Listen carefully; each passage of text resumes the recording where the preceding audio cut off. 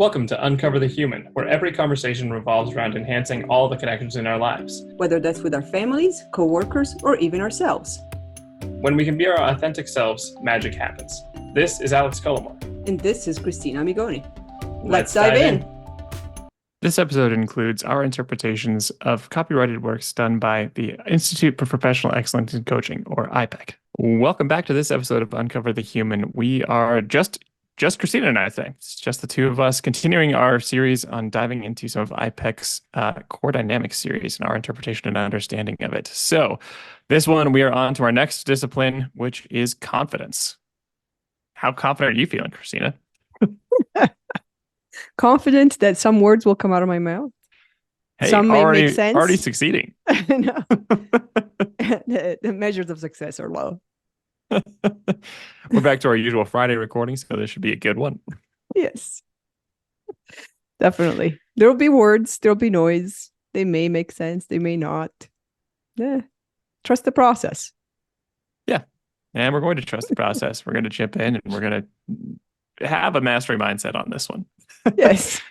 All things that have come out in our previous recordings on the disciplines that we've been talking about, in case you're lost at this point and happen to jump in right at confidence. Yes.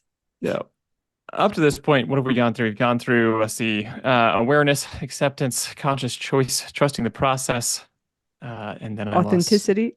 Authenticity. Yes.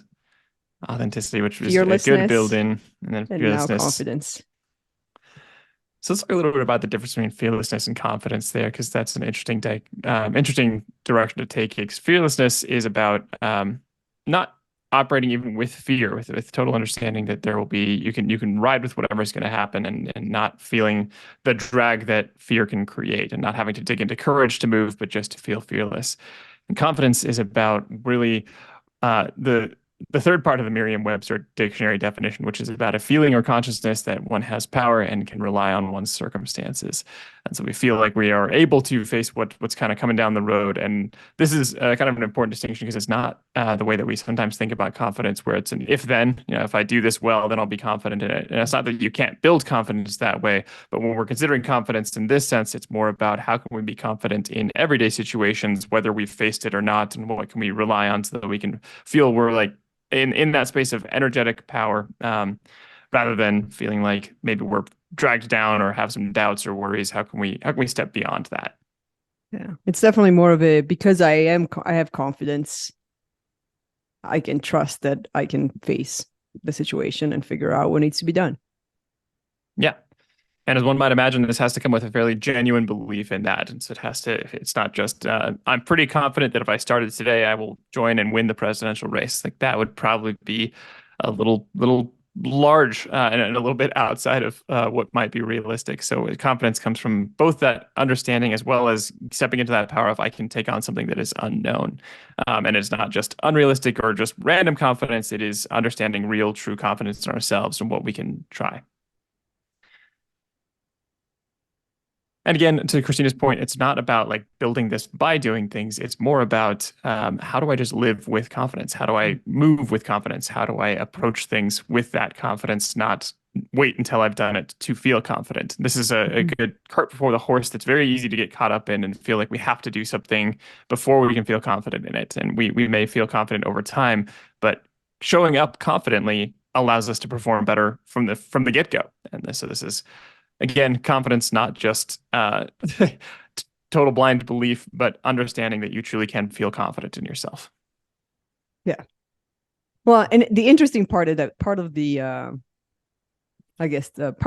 approach to figuring out where you can dig deeper and find that confidence when you're feeling like you may be missing is to go back and think of past situations where you were confident. So there is almost this continuous cycle of, well, the past informs how you can feel today by your confidence, but then it's the confidence and then allows you to move forward and do what you need to do and know that you can approach whatever comes to you.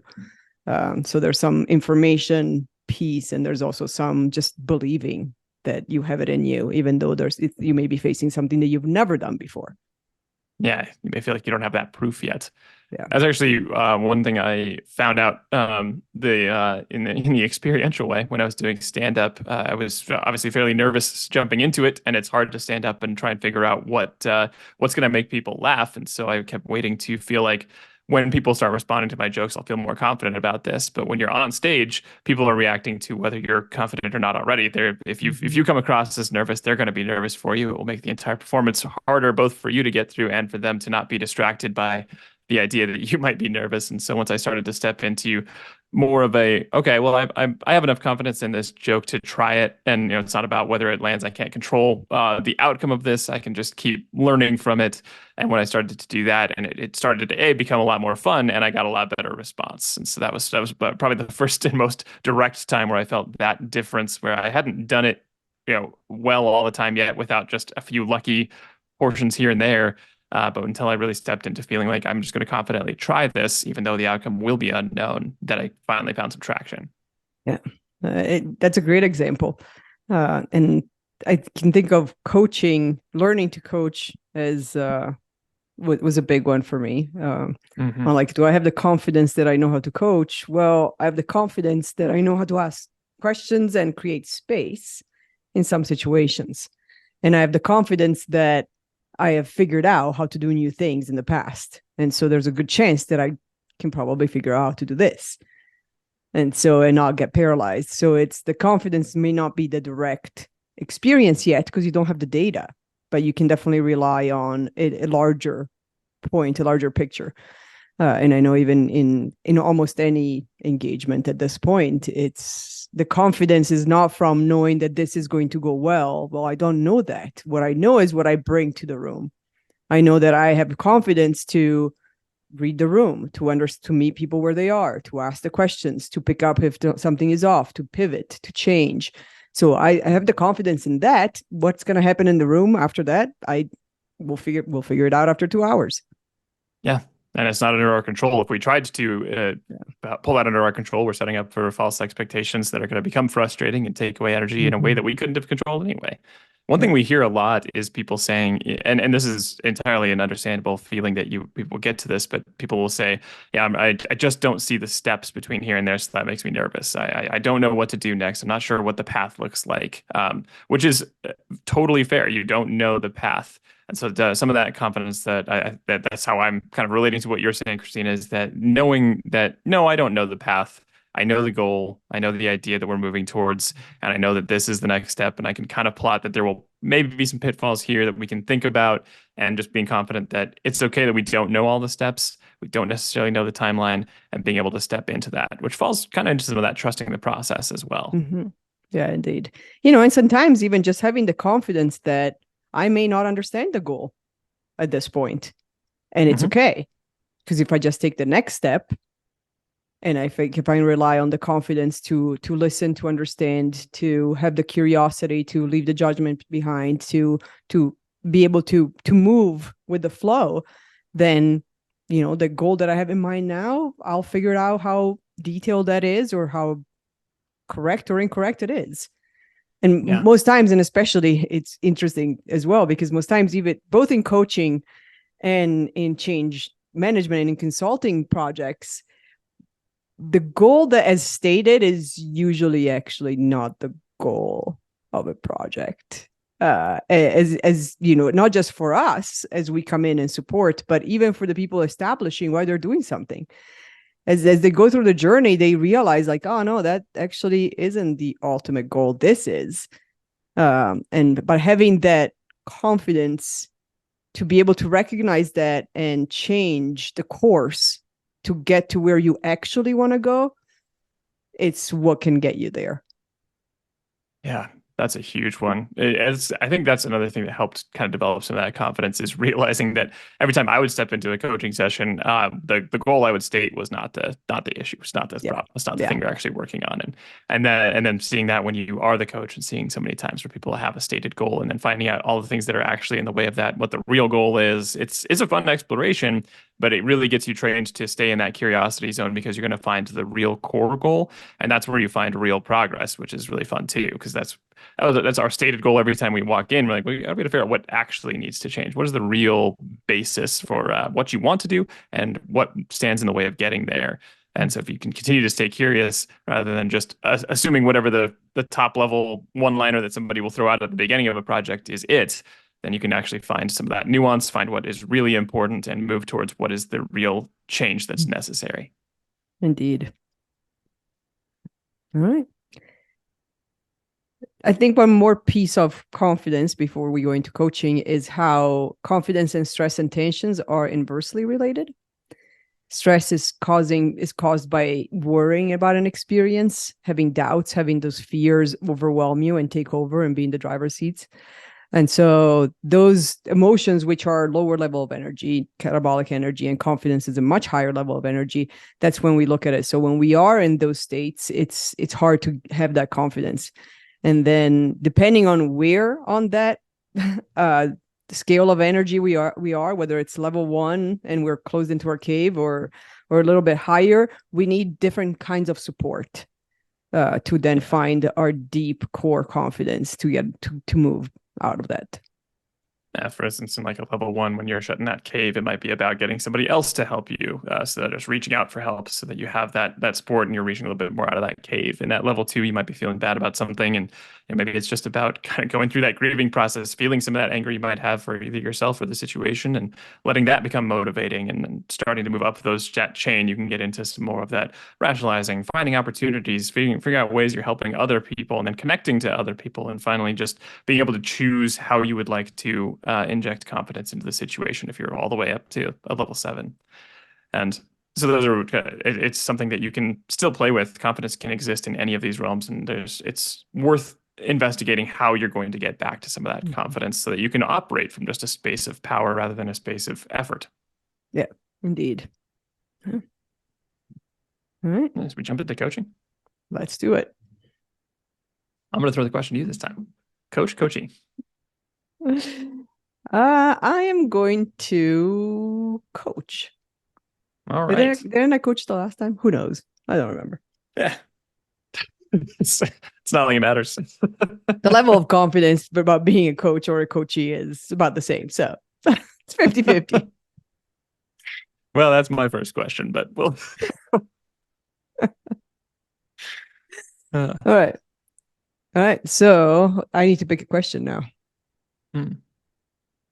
I'll just go with an easy one. I always say that. Oh boy. There is no easy question in coaching. In which situations are you most confident and which ones are you least confident? That's an interesting one. So most confident, it's easiest to be confident, I think, when there's a feeling of experience already kind of under your belt. That's where I easily kind of step into that. And I'm like, okay, I've done this kind of thing before. And I know the big pattern that it might take. It's helped a lot to get, like you were talking about, the coaching training. It really helped build that into some other situations where I can be more confident, just feeling like I'll figure it out. So most confident. That sounded really confident. I do mean it in a confident way. Like, well, I'll figure it out. We'll get through it. I think it's actually an interesting dichotomy that's coming up to me as I'm walking through this meandering answer is I feel confident when I can do things either on my own and when it's just me that I have to rely on or that I am depending on this outcome or whatever, something I'm working on just for me versus when it's with other people. And there's a gray area in that it's not just with other people. Like when I get to work, when we work on things together, we have a good working relationship. It's easy to do that in collaboration. It's when there's either other social relationships that at stake, or if there's the feeling of trying to make decisions for other people or plan something that will impact other people, and trying to figure out what the right / best thing is for them tends to come up a lot, and that tends to drain some confidence. If it is something that I feel like there's going to be impact on other people that I haven't or can't quite mitigate or account for, that can be a little bit less confident. So that's the most immediate dichotomy that comes up to me. That makes perfect sense, especially when there's the other component. The other component is what we can't control. And so not being able to control what's the impact, how will people take it, how will people show up, then we can only, focus on ourselves. When it's yourself, then, well, whether the confidence is there or not, it's really completely up to you. Yeah. And I feel fairly comfortable that like if something's going to come along and it's something that I wanted and it ends up being a disappointing outcome, then I'll have to manage through that and deal with it, and I'll reach out to support as necessary, and that'll be fine. I can deal with that. It's when I feel like I end up trapping myself into the idea that I'm like owning other people's reaction that the confidence drains, and now I'm really focused on trying to make sure that people are going to have a good experience, or it's going to be as good as it can be if it's something that's painful, and that's where the confidence will absolutely just leach right out of the situation. Yeah, and totally understandable. How true is it that you own other people's reactions? Oh, it's 100% not true. And every time I finally remind myself of that, I find great relief in that. But there's such a default habit that it creeps up on me a lot, like weeds in a garden. It'll just kind of come back. I'll turn around and be like, oh, damn, that's there again. I'm back to feeling like I own people's reactions to this. And when I step into that, and I'm getting a lot better at that in the recent months, especially getting better about dissociating myself from others' reactions. And not dissociating is a strong word. That makes it sound like I'm like, yeah, detached from reality. It's more detaching from the other people's reactions. And you can still plan and try and help people approach something in the best way possible, but not owning that is very liberating. And I know that it's not true that I own that, and it still creeps up on me sometimes subconsciously. Yeah, definitely understandable. So when it does creep up on you, where do you feel it in your body? That's a good question. I've never thought about that.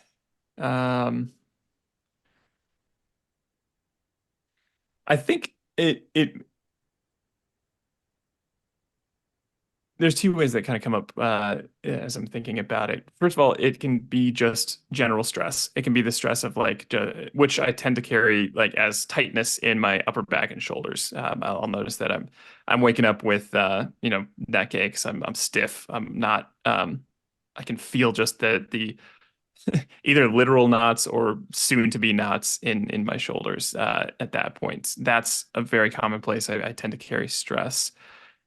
Mentally, it shows up a lot, both physically and mentally, in the feeling of either brain fog or avoidance of trying to manage something that at the end I know if I really face it, I know that I can't control the outcome on it, so I can let go of that. But when I'm not facing it, it'll just be kind of mental fog and blur, and it'll feel that kind of heaviness or distraction, which I feel a little bit in my head as a like kind of fuzziness. Interesting. So now that you have recognized, the tightness in your neck and upper back, shoulders, and also the brain fog, the fuzziness, the avoidance, how can you utilize those tools to recognize when the weeds are taking over before they completely overrun the beautiful garden?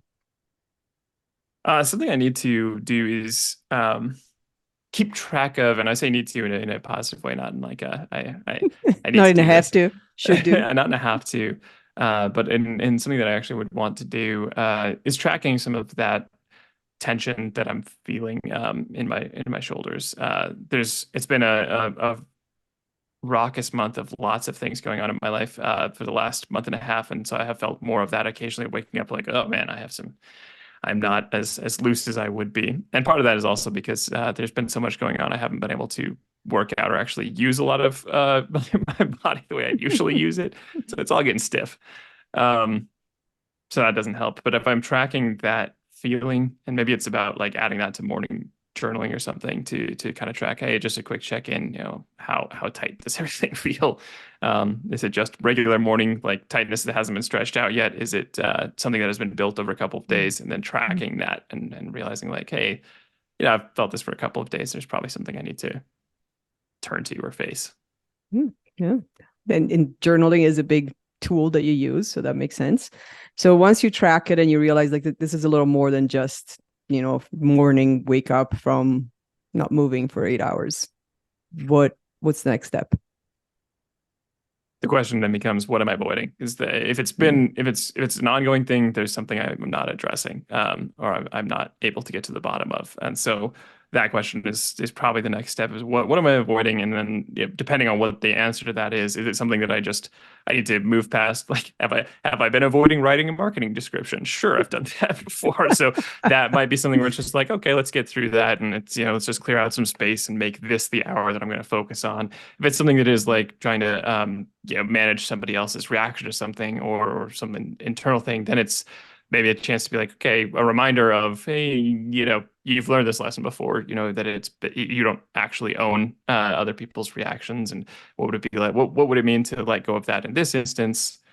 And failing all of that, it's reaching out for support. Yeah, sounds like a good plan. So you've mentioned, that the owning people's reaction is the cause of the tension, the cause of the avoidance, and the lower confidence. What are your expectations of people's reactions? Like in general, or just as... Why do they worry you? What's the cause of the worry about people's reaction? The cause of the worry is the security in relationships. I think that having grown up with a fairly significant people-pleasing demeanor, there's always kind of a fear that like somebody's strong enough reaction means the whole relation. The way I sometimes think of it is like you build up relationship credit, right? Over time, you have like you earn some trust. You trust other people more. That develops slowly over time. And having had enough experiences of that feeling like it just suddenly wipes to zero based on somebody else's reaction, there's a lot of trepidation that, like, given the wrong set of circumstances, or putting the wrong thing out there, will wipe out the entirety of like a relationship credit. And so that it becomes a very precarious game to step into, wondering if this is, whatever you're doing here is, going to detonate the relationship for either all time or for a temporary amount of time. And so that creates a lot of hesitation. Yeah, that's understandable. When in your past has that happened? Often. So you have there are assumptions of there's data. There's a lot of data. Yes. There's a lot of data that has built a lot of assumptions. Yes. How true is it that it was your action that caused the relationship to detonate? Not particularly often. I think a lot of it has come back to it's so easy to tell the story that whatever is happening is because of you or something that you've done. We've had times where somebody will suddenly seem a little weird in a relationship, even like at work, and we'll be like, hey, is that, what did we do? What did they said about this? And you go into like all this second guessing, and oftentimes it's not anything to do with you. And the few times it's usually like a conversation away from helping resolve that. So in reality, no, it's not necessarily been particularly true that I've caused these, or at least that reaction has been. And if it's something that I did, it's not, the reaction is not often exactly because of that. It's because of some other trigger that I happen to step on, accidentally or something, or just the way you word something might confuse somebody, might trigger something for them that they had felt, which you can't be aware of ahead of time. You don't know everybody's buttons. Yeah. Very true. So what's your typical react? So you talked about avoidance. What's your, how is that your typical, how true that's your typical way to respond to a potential feeling of detonating the relationship? For a long time, that would have been nearly 100% of the time. Over the last couple of years, I think, particularly, that's moved a lot. And at this point, it's down to probably about 30 to 40% of the time when it feels like something that's large enough. I've gained a decent amount of perspective, I think, on ones that feel like they're especially triggering, or might be triggering. And so that's reduced that all by itself, and then also getting a little bit more confident and practiced at addressing those things more than avoiding them has reduced that from that 100% down to probably like 30 to 40%, which is only particularly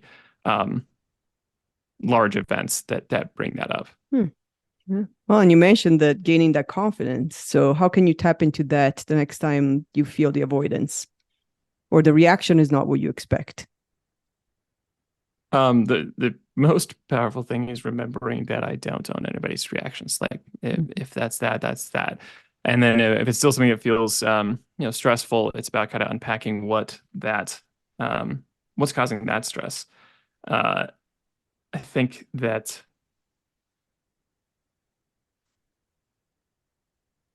there's some. It's unpacking if it isn't just that. I guess if I can let go of like the idea of I own other people's reactions, then there's still stress. Then that stress is surrounding some other piece of it. There's something else I'm nervous about or I haven't resolved. At which point, that goes back kind of the same options. Journal it out, figure out what that is. Reach out, find a coach, figure out, dig down to what piece that is. Yeah. So it's addressing that if it does feel like that, then that external piece is letting go of like I can't own anybody's reaction.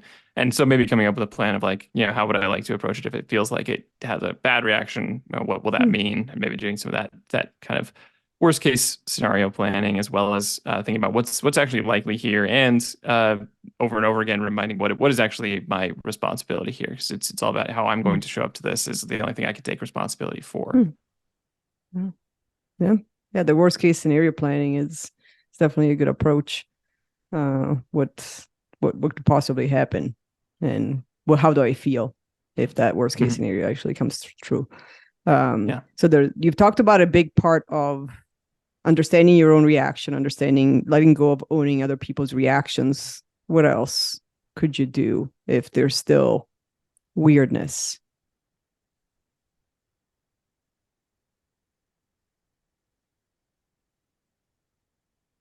I mean, honestly, I'd like to just take a page from your book and just reach out and address it directly. Ask the person, hey, what's this? If there already has been a reaction, I guess. If not, then it's just about staying on top of it, stepping into a conversation.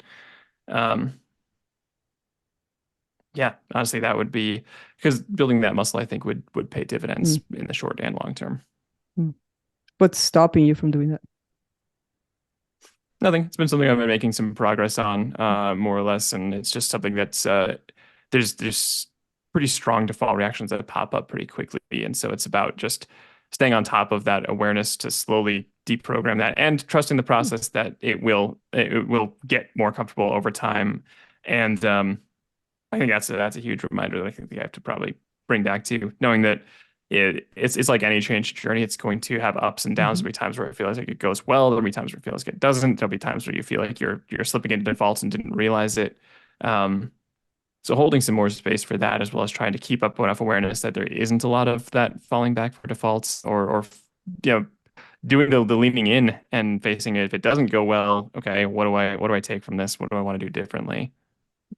Yeah, definitely good path forward. So when you think about, the two possibilities, the weeds are showing up, the shoulders are hurting, the fog is thickening in the head. First approach is figuring out what's causing this. You mentioned, and journaling, like, is there a pattern? Is there something that's sticking around, or is it going away by itself? And so the what you described as the two paths is like, one is the worry of a reaction that hasn't happened, which is more about letting go of owning the reaction because it hasn't happened yet. So like that's more of the internal work. And then the other path is like the reaction has happened and it was not what was expected, or it was not, we'll use the word positive. It was not constructive. Let's use the word constructive. It was not an anabolic reaction. It was a catabolic reaction.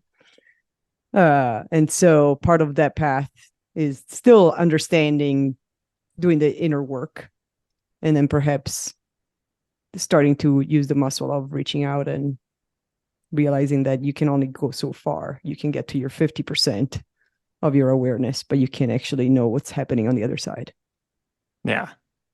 The other thing that occurs to me in that, that's a good summation of all of the pieces here. The other piece that occurs to me is that I need to have space for and remind myself that other people just relate differently. Like occasionally I'll hear people talking about like an interaction they had with somebody else, and I'll feel almost that like stress of either empathizing with that, or feeling like there has to be some kind of resolution in that, or feeling like, man, if I was saying what these people are saying, I would have to be really stressed out. So I assume they're really stressed out, and not putting my own kind of projected experience into that would reduce a lot of stress too, which is some form of owning that reaction that isn't mine.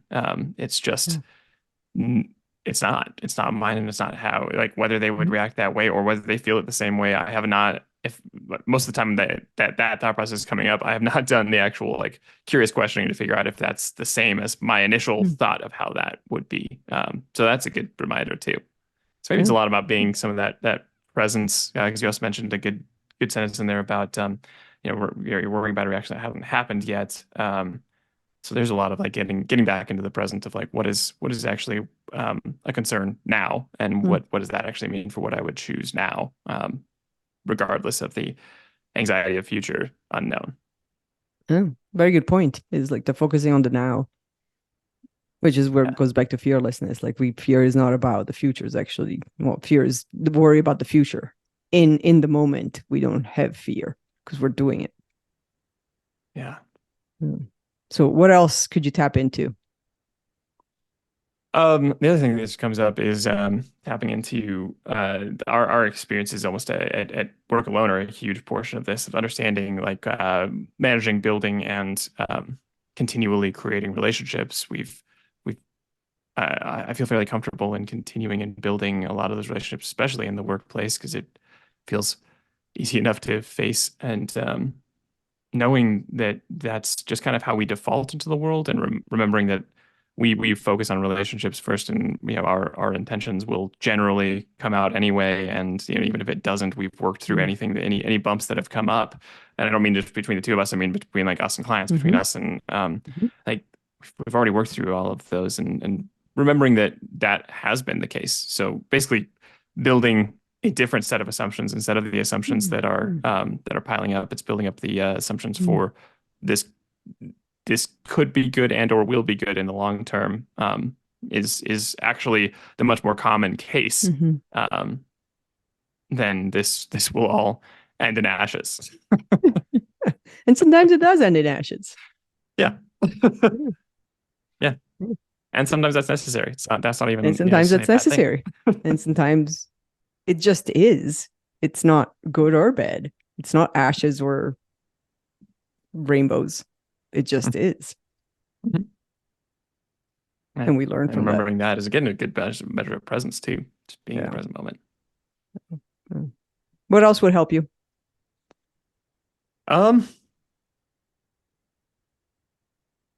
It's just a matter, I think, of practicing these things over and over again. It's been becoming more of a default to do the practice. At some point, I think it will feel less like practice and more like a default. And that's happened with other changes before, and other changes in how I interact with the world. So I don't foresee this being particularly different. It's just a matter of continuing the practice. And I guess the only other thing that left at that point is finding space and grace and space for, which is our new acronym, GAS, for how do we gas ourselves? You get space when you have gas. So. Yeah. How to have that space in the rough places, how to refuel. So gas does apply. Gas does apply in all sorts of ways. So many ways. So many puns. So what's a thought or a mantra that you could rely on when you're in that moment and the weeds are taking over, and you just want to let them be because that's the default autopilot? How can you get back into the present in a quick way or in a significant way before it's backpedaling? I think the phrase I am responsible for me comes up. Mm-hmm. How does it feel? It fits into a lot of other. It fits well because first it isolates the sphere of responsibility and reminds me of where I actually have responsibility. It also reinforces that that is a responsibility. That is where action needs to be taken. I have the responsibility for that, and it's one of the most powerful and painful lessons that I kind of had to internalize over years is the idea of nobody's coming to save you. Like, and I mean that in a positive way. It has to be you. There's nobody else going to come through the door. You're the one who's going to have to walk through the door. You're going to have to do these. And I've felt that more as an empowering statement over the course of time, and so that also it relates back to that. So I think both of those angles help that become a pretty potent short reminder. Yeah, very, very good points of view that I am only responsible for me on both sides of that. And then I actually have a responsibility for what I think and how I show up. And yeah, I don't have the responsibility for how other people think and show up. Yeah. I not only have the power to do something for myself, but I have to. That is my obligation and commitment to myself. Yeah. Excellent. How else can this mini session help you? This has been good. Helps remind me and clarify some things and remember what direction I want to move in. Sounds good. Good journey. Yeah. Thanks. Thanks for the coaching. You're welcome. Are you ready for the switch? Let's switch. As ready as it gets. All right. I actually want to start in the same place because it's an interesting starting place. What situations are you most confident and least confident? I always ask the question that I know how to answer for myself. It's almost like you're seeding. I should change my plan around. This is not working. Asking the question that I don't want to answer, it doesn't actually take it off the list. What situations am I most or least confident in? That's a good question.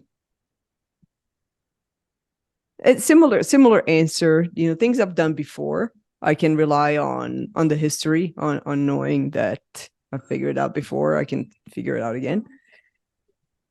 And the unknowns are definitely sometimes a little more scary.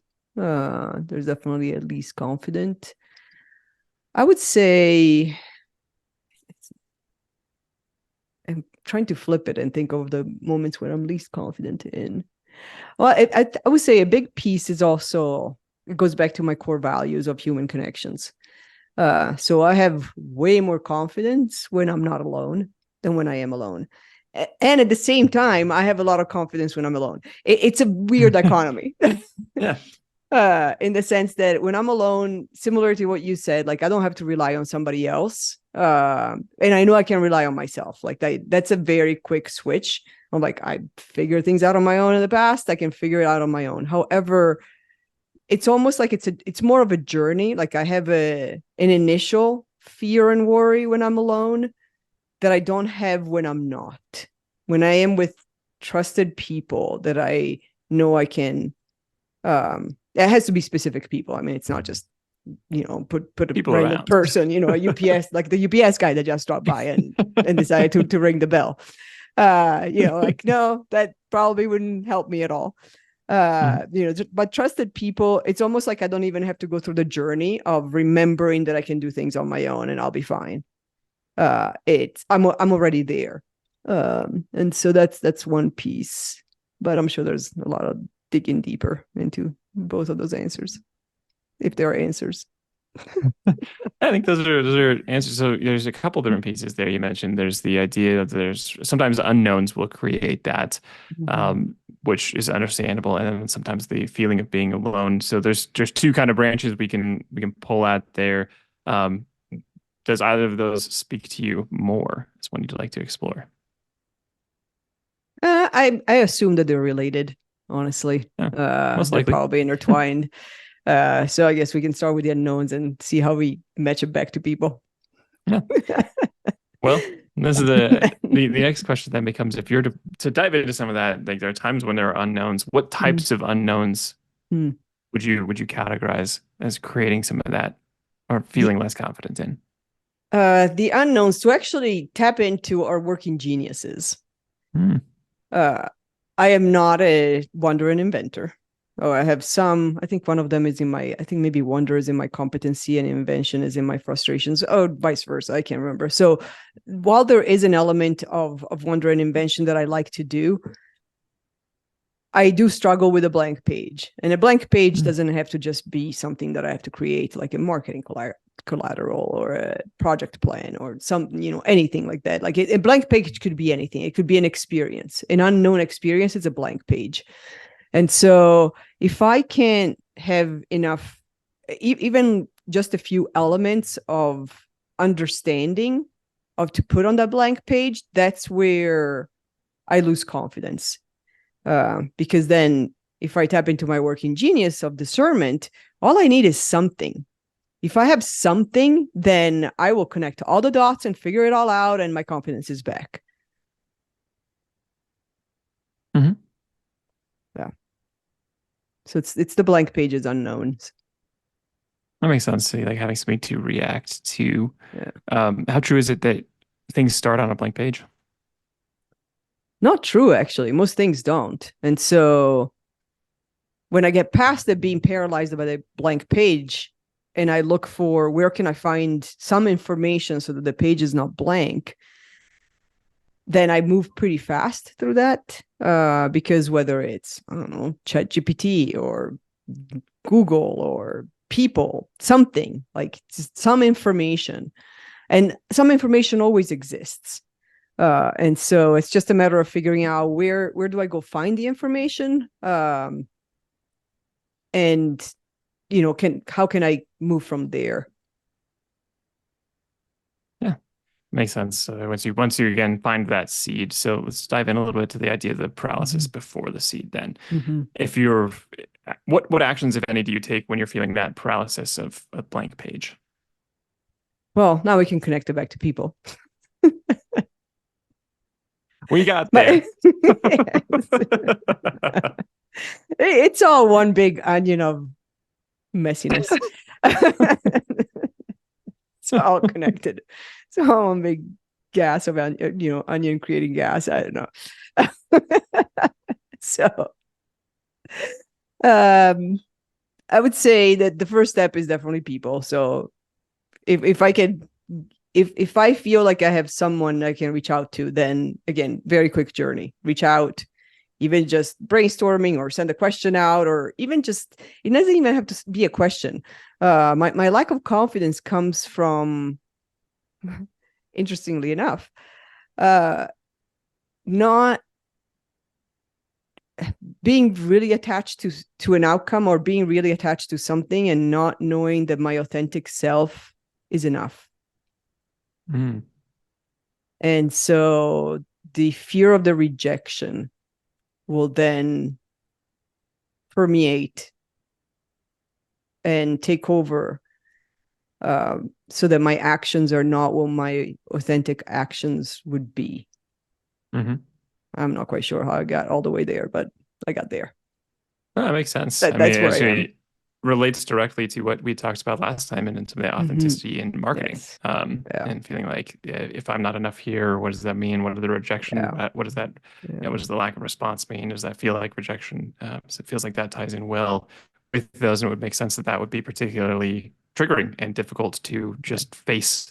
That's a prime gremlin after midnight throwing chicken in their pen. Yes. Pattern. Yeah. Under a shower. That makes sense. Yes. Yes. under a shower. Yeah. It's just gremlins overrunning everything. So that's pretty much how it feels.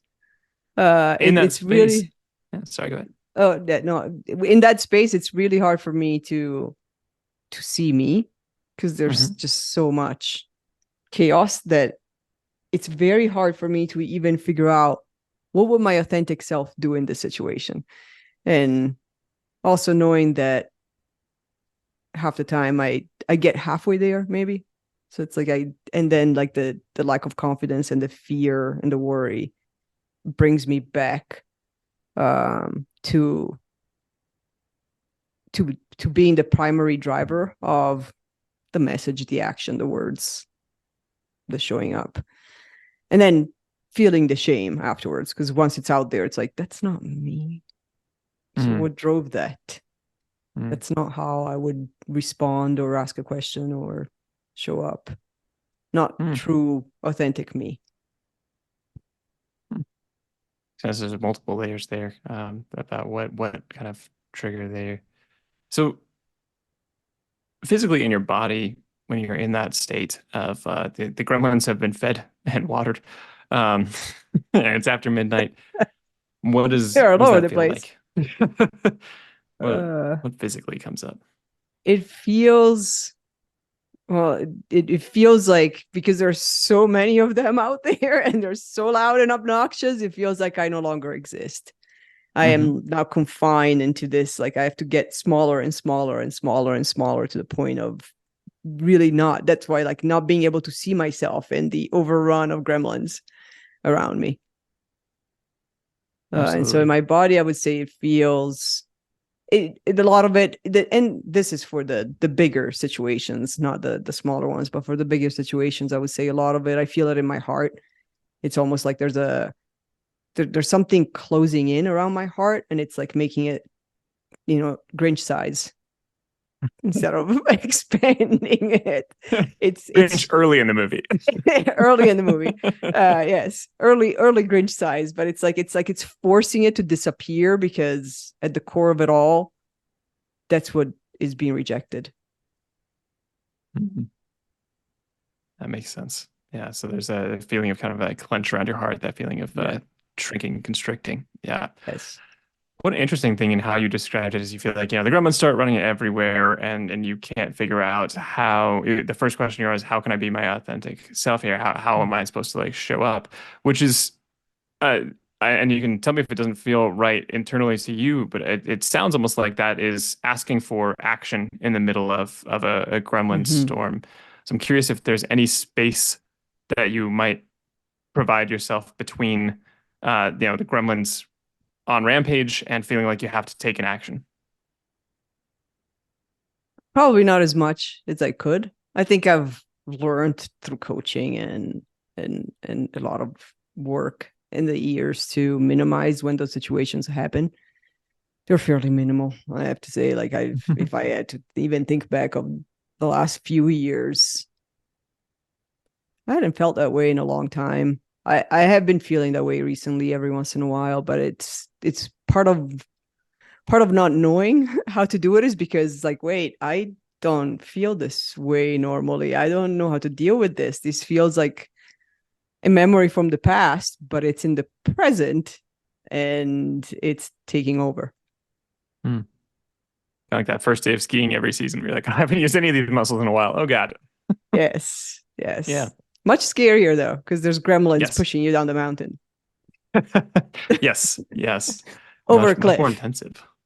So if you think about some of those past times and give yourself some awareness, now, and hopefully you're not feeling currently triggered, but if you are, we can talk about that too. But if you're not currently feeling a gremlin storm, what are actions that have helped in the past move through that, or the things that you learned in those years before?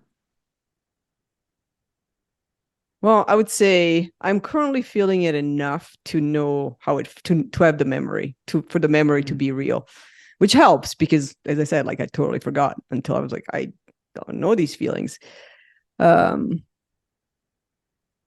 What's helped me in the past? Unfortunately, and I say unfortunately because I know what the path is and I don't have the patience for it. It's not like having the patience for it has ever come up in any of my coaching sessions. That's never an issue for me. It's time.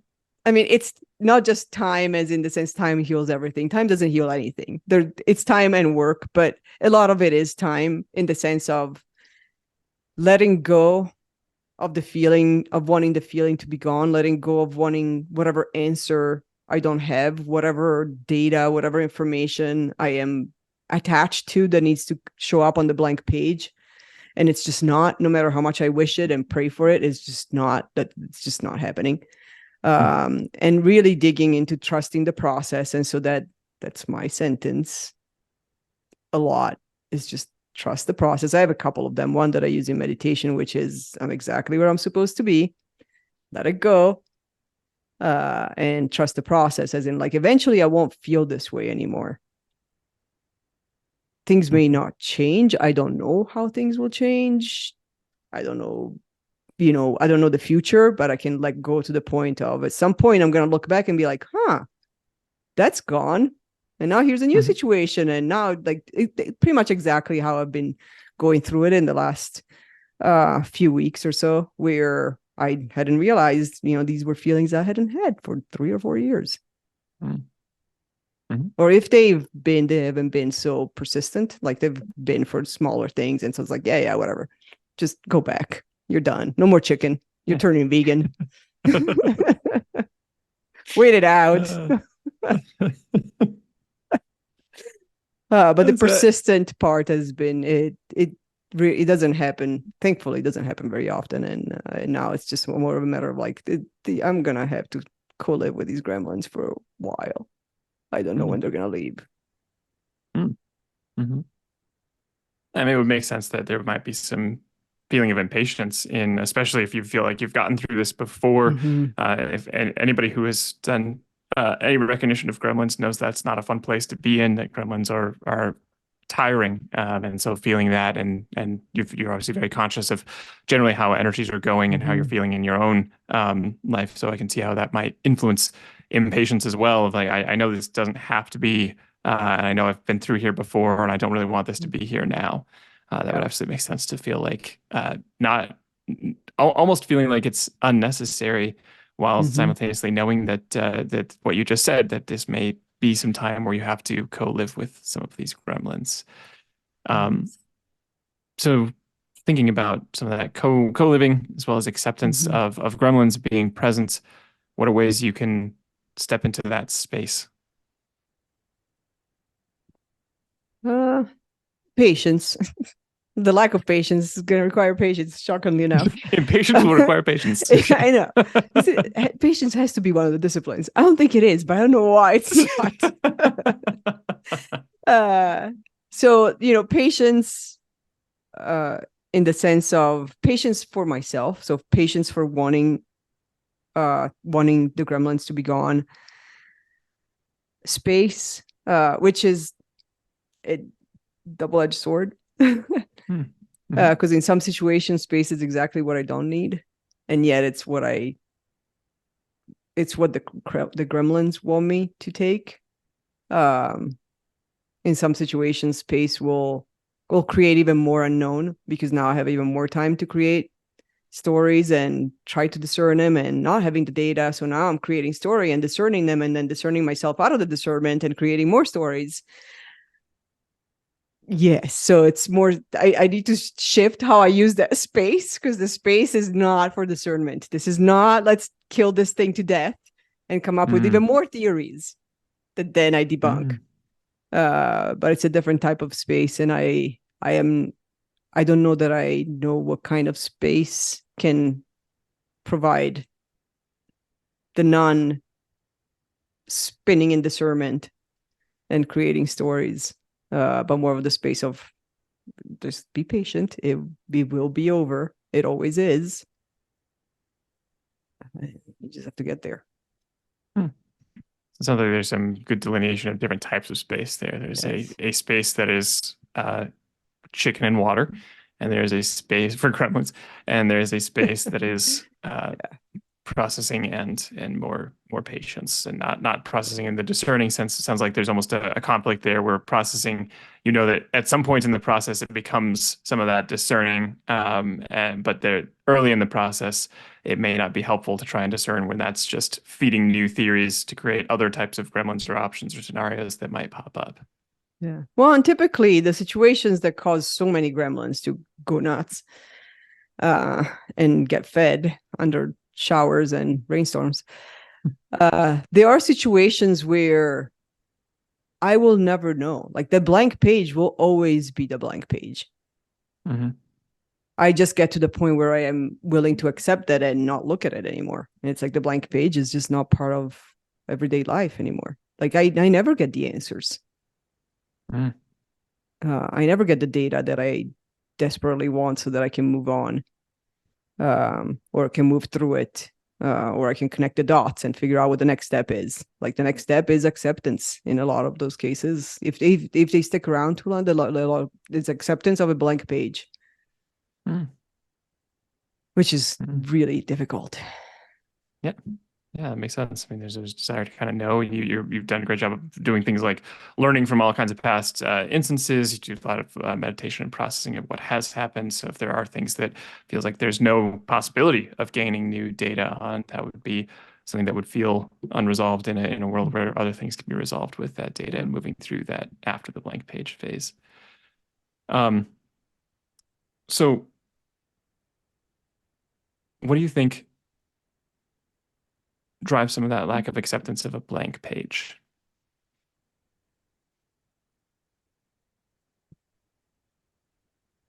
Change, and also change that leads to a fear of rejection. I mean, we're back there. Mm-hmm. Yeah. Mm-hmm. Yeah. Or Yeah. a rejection that becomes more concrete, maybe. Mm. So that fear is now in my mind, in my story, because again, it's still a blank page. In my story, it's almost like the data has switched to prove rejection instead of acceptance. So similar to a space being for gremlins, there's a delineation between data sometimes being for gremlins and creating that and reinforcing the idea of the eraser and reinforcing the idea of the rejection and the, It's like, oh, well, see, you really don't exist. So I don't know why you thought you existed for these many weeks, months, years. Here's your proof. Yeah. Or here's your interpretation of the proof. That absolutely makes sense that would not only feed into itself, but also be incredibly difficult to sit with and have a very powerful influence over the current state of what you're feeling. If it's feeling like, hey, here's proof of what you were always, and the core gremlin is always the thing you're most concerned the of. king gremlin, the one with the crown that walks around with I think in the movie it had like the white mohawk instead of just being a gremlin. Yeah. He's the one that gets really, he just nods and is like, I told you so. This is it. This is your existence. Non-existence is your existence. And one thing we talk a lot about in iPEC and coach training is like we obviously gremlins are the core of all fears. It is the not enough of everything, and we know that we can find lots of great strategies for understanding them, for putting them in perspective, for learning and using them, and we know that we can't, as nice as it would sound, we can't banish them. We can't leave them forever. So if you're to think of the king gremlin, the thing that we know can't fully be banished, what are ways you can maybe visualize that gremlin differently in a way that's easier to coexist with? Yeah. I probably have to watch the movie to figure out like how does that go back into being a normal little fuzzy stuffed animal. I don't know. That's a big one, and I don't know that we have enough time actually to unpack that one. I would say some of the things that help, and I know they help, is to look for different data for different situations. So instead of trying to fill the data on the blank page that I can't fill, is look at the other pages. What other pages exist that I have data on? And just focus on that and start moving that blank page further and further away to the back of the book or bottom of the drawer. So that's helped in the past. It's like I can't put the king gremlin on the stage and keep him there. I kind of have to slowly transition him to like, what if you go on the right? Okay, what if you get off the stage? What if you start walking towards the back of the stage? Yeah. What if you open that door and leave for at least a little bit? Yes, it's invites and as well as recognition that there are Yeah. other stages. You've had other places Yeah. there are not blank pages, looking at the data of other Yeah. situations. Yeah. Well, and also recognizing that I can't not, he's always going to come back. He's always there.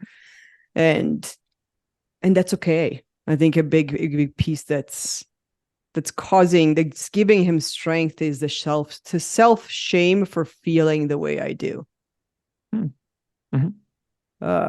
For creating the stories, for looking for the data, for not being able to just accept. And so if I can, he feeds on the chicken, and in this case is the shame that I shouldn't be feeling this way. I'm stronger than this. I should know better than this.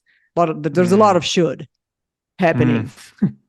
Shooting all over the place, yes. Yes, yeah, a lot of shoulds happening. How could I have possibly felt this way, or why do I feel this way, and should know better than that. Just a lot of that, and if I can accept that, it's fine. All of it. There's no shoulding on these feelings. They're perfectly normal. They are valid. They're not valid just because I can put them on a page and they're out there feeding the gremlin. Yeah. It makes sense. It makes sense that gremlins are full of shoulds. So the question that remains then, one interesting portion of gremlins is that they always appear and they are created in our lives to help us be protected from something. And they do serve a purpose. We often think of them almost in an antagonistic sense because it is difficult to deal with them, but they come from a place of trying to protect and serve us. So how do you think your gremlin has, either in the past, even if it's not now, served you? Why do you think it is there? Well, I know it definitely served me when it got created, when I was a very young child. I would say that as I've recognized its existence and the fact that it's never going to go away, I've been thinking about that quite a bit, and I don't know that I have an answer to that. I'm not quite sure what the role of the gremlin is in the most recent situations. Or mainly, let me rephrase.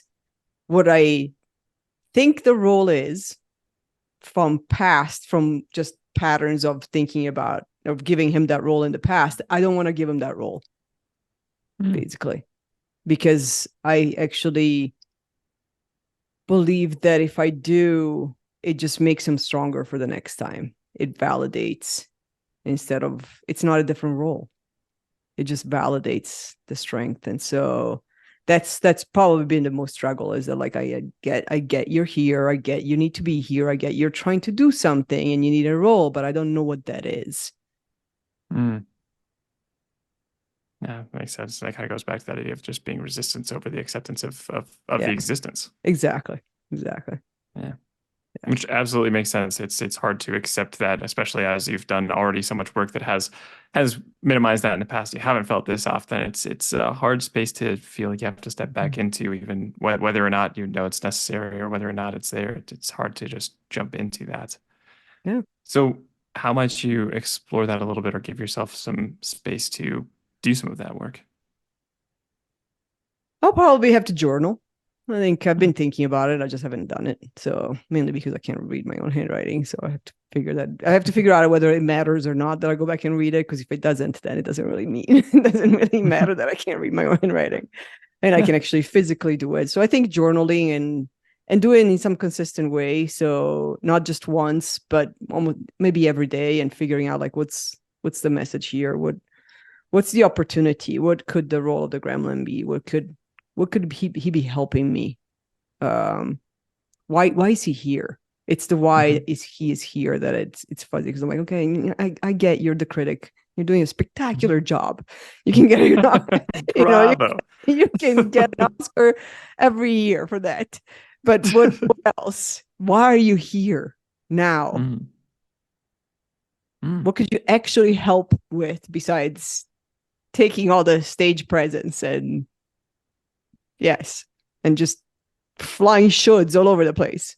Why are you here? What is the cost of having you here? Where is this? What's the benefit? What do I want from you? What's the benefit from having you here? What's the benefit of having you here?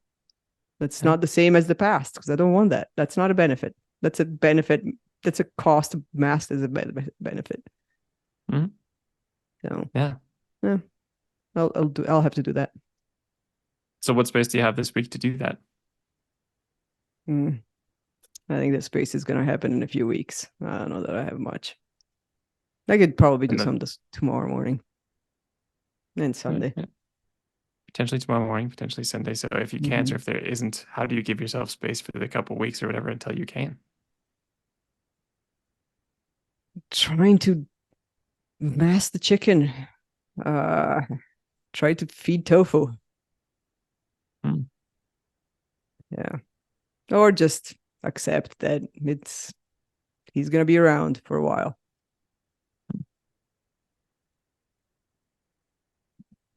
Any other ways that you might be able to give yourself some gas on this?